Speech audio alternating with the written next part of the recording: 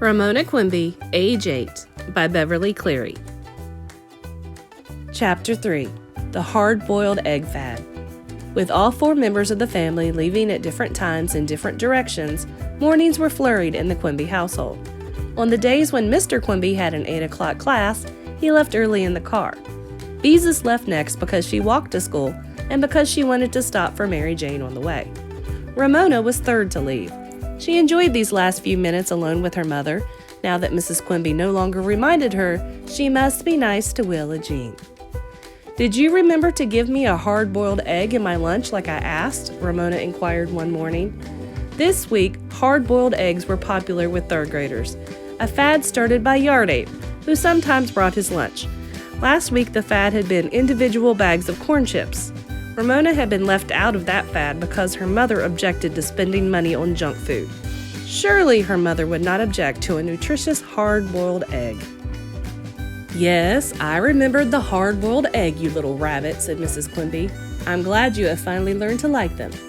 Ramona did not feel it necessary to explain to her mother that she still did not like hard-boiled eggs, not even when they had been dyed for Easter.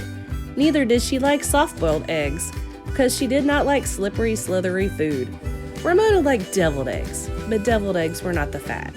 At least not this week. On the bus, Ramona and Susan compared lunches. Each was happy to discover that the other had a hard-boiled egg, and both were eager for lunchtime to come. While Ramona waited for lunch period, school turned out to be unusually interesting. After the class had filled out their arithmetic workbooks, Mrs. Whaley handed each child a glass jar containing about 2 inches of a wet blue substance. She explained that it was oatmeal dyed blue. Ramona was the first to say, "Yuck." Most people made faces, and Yard Ape made a gagging noise. "Okay, kids, quiet down," said Mrs. Whaley. When the room was quiet, she explained that for science, they were going to study fruit flies. The blue oatmeal contained fruit fly larvae. "And why do you think the oatmeal is blue?" she asked. Several people thought the blue dye was some sort of food for the larvae, vitamins maybe. Marcia suggested the oatmeal was dyed blue so that the children wouldn't think it was good to eat. Everybody laughed at this guess. Who would ever think cold oatmeal was good to eat? Yard Ape came up with the right answer. The oatmeal was dyed blue so the larvae could be seen. And so they could. Little white specks. As the class bent over their desks making labels for their jars, Ramona wrote her name on her slip of paper and added age 8, which she always wrote after her signature. Then she drew tiny fruit flies around it before she pasted the label on her very own jar of blue oatmeal and fruit fly larvae. Now she had a jar of pets. "That's a really neat label, Ramona," said Mrs. Whaley. Ramona understood that her teacher did not mean tidy when she said neat, but extra good. Ramona decided she liked Mrs. Whaley after all. The morning was so satisfactory that it passed quickly. When lunchtime came, Ramona collected her lunchbox and went off to the cafeteria where, after waiting in line for her milk, she sat at a table with Sarah, Janet, Marcia, and other third-grade girls.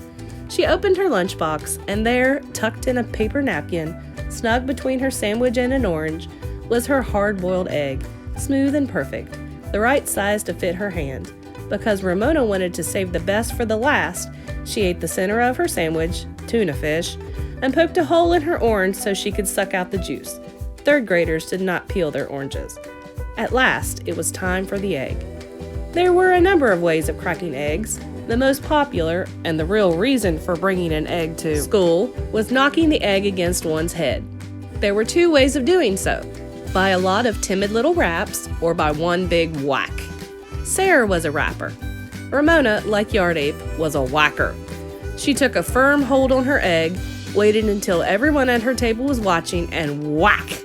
She found herself with a handful of crumbled shell and something cool and slimy running down her face. Everyone at Ramona's table gasped. Ramona needed a moment to realize what had happened. Her egg was raw. Her mother had not boiled her egg at all. She tried to brush the yellow yolk and slithery white out of her hair and away from her face, but she only succeeded in making her hands eggy. Her eyes filled with tears of anger, which she tried to brush away with her wrists. The gasps at her table turned into giggles. From another table, Ramona caught a glimpse of Yard Ape grinning at her. Marcia, a tall girl who always tried to be motherly, said, "It's all right, Ramona. I'll take you to the bathroom and help you wash off the egg." Ramona was not one bit grateful. "You go away," she said, ashamed of being so rude. She did not want this third-grade girl treating her like a baby. The teacher who was supervising lunch period came over to see what the commotion was about. Marcia gathered up all the paper napkins from the lunch boxes at the table and handed them to the teacher, who tried to sop up the egg. Unfortunately, the napkins did not absorb egg very well. Instead, they smeared yolk and white around in Ramona's hair. Her face felt stiff as egg white began to dry. "Take her to the office," the teacher said to Marcia. "Mrs. Larson will help her." "Come on, Ramona," said Marcia, as if Ramona were in kindergarten. She put her hand on Ramona's shoulder because Ramona's hands were too eggy to touch. Ramona jerked away. "I can go by myself." With that reply, she ran out of the cafeteria. She was so angry she was able to ignore the giggles and the few sympathetic looks of the other children. Ramona was mad at herself for following a fad. She was furious with Yardape for grinning at her. Most of all, she was angry with her mother for not boiling the egg in the first place. By the time she reached the office, Ramona's face felt as stiff as a mask. Ramona almost ran into Mr. Whitman, the principal, which would have upset her even more. He was someone Ramona always tried to avoid ever since Beezus had told her that the way to remember how to spell the kind of principal who was the principal of a school was to remember the word ended in P-A-L, not P-L-E, because the principal was her pal. Ramona did not want the principal to be her pal. She wanted him to mind his own business, aloof and important, in his office. Mr. Whitman must have felt the same way because he stepped, almost jumped, quickly aside. Mrs. Larson, the school secretary, took one look at Ramona, sprang from her desk and said, "Well, you need a little help, don't you?" Ramona nodded, grateful to Mrs. Larson for behaving as if eggy third graders walked into her office every day. The secretary led her into a tiny room equipped with a cot, wash basin, and toilet that adjoined the office. "Let's see," said Mrs. Larson. "How shall we go about this? I guess the best way is to wash your hands, then dunk your head. You've heard of egg shampoos, haven't you? They're supposed to be wonderful for the hair." "Yow!" yelped Ramona when she dipped her head into the wash basin. "The water's cold." "It's probably a good thing we don't have warmer water," said Mrs. Larson. "You wouldn't want to cook the egg in your hair, would you?" She rubbed, and Ramona snuffled. She rinsed, and Ramona sniffed. Finally, Mrs. Larson said, "That's the best I can do," and handed Ramona a wad of paper towels. "Dry yourself off the best you can," she said. "You can wash your hair when you get home." Ramona accepted the towels. As she sat on the cot, rubbing and blotting and seething in humiliation and anger, she listened to sounds from the office, the click of the typewriter, the ring of the telephone, Mrs. Larson's voice answering. Ramona began to calm down and feel a little better. Maybe Mrs. Kemp would let her wash her hair after school. She could let Willa Jean pretend to be working in a beauty shop and not say anything about her sustained silent reading. One of these days, Willa Jean was sure to catch on that she was just reading a book, and Ramona wanted to postpone that time as long as possible. Toward the end of lunch period, Ramona heard teachers drift into the office to leave papers or pick up messages from their boxes. Then Ramona made an interesting discovery. Teachers talked about their classes. "My class has been so good today," said one teacher. "I can hardly believe it. They're little angels." "I don't know what's the matter with my class today," said another. "Yesterday they knew how to subtract, and today none of them seems able to remember." "Perhaps it's the weather," suggested another teacher. Ramona found all this conversation most interesting. She had blotted her hair as best she could when she heard Mrs. Whaley's big, cheerful voice speaking to Mrs. Larson. "Here are those tests I was supposed to hand in yesterday," she said. "Sorry I'm late." Mrs. Larson murmured an answer. Then Mrs. Whaley said, "I hear my little show-off came in with egg in her hair." She laughed and added, "What a nuisance." Ramona was so stunned she did not try to hear Mrs. Larson's answer. Show-off? Nuisance? Did Mrs. Whaley think she had broken a raw egg into her hair on purpose to show off? And to be called a nuisance by her teacher when she was not a nuisance? Or was she? Ramona did not mean to break an egg in her hair. Her mother was to blame. Did this accident make her a nuisance? Ramona did not see why Mrs. Whaley could think she was a nuisance when Mrs. Whaley was not the one to get her hands all eggy. Yet Ramona had heard her say right out loud that she was a show-off and a nuisance. That hurt. Really hurt.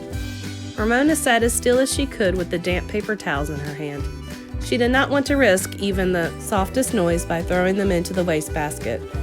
Lunch period came to an end, and still she sat. Her body felt numb, and so did her heart. She could never face Mrs. Whaley again. Never. Mrs. Larson's typewriter clicked cheerfully away. Ramona was forgotten, which was the way she wanted it. She even wanted to forget herself and her horrible hair, now drying into stiff spikes. She no longer felt like a real person. The next voice Ramona heard was that of Yard Ape. "Mrs. Larson," he said, as if he had been running in the hall. "Mrs. Whaley said to tell you Ramona didn't come back after lunch." The typing stopped. "Oh my goodness," said Mrs. Larson as she appeared in the doorway. "Why, Ramona, are you still here?" How was Ramona supposed to answer? "Run along back to class with Danny," said the secretary. "I'm sorry, I forgot all about you." "Do I have to?" asked Ramona. "Of course," said Mrs. Larson. "Your hair is almost dry. You don't want to miss class." Ramona did want to miss class. Forever. The 3rd grade was spoiled. Forever. "Aw, come on, Ramona," said Yard Ape, for once not teasing. Surprised by sympathy from Yard Ape, Ramona reluctantly left the office. She expected him to go on ahead of her, but instead he walked beside her, as if they were friends instead of rivals. Ramona felt strange walking down the hall alone with the boy. As she trudged along beside him, she felt she had to tell someone the terrible news. "Mrs. Whaley doesn't like me," she said in a flat voice. "Don't let old Whaley get you down," he answered. "She likes you okay. You're a good kid." Ramona was a little shocked at hearing her teacher called Old Whaley.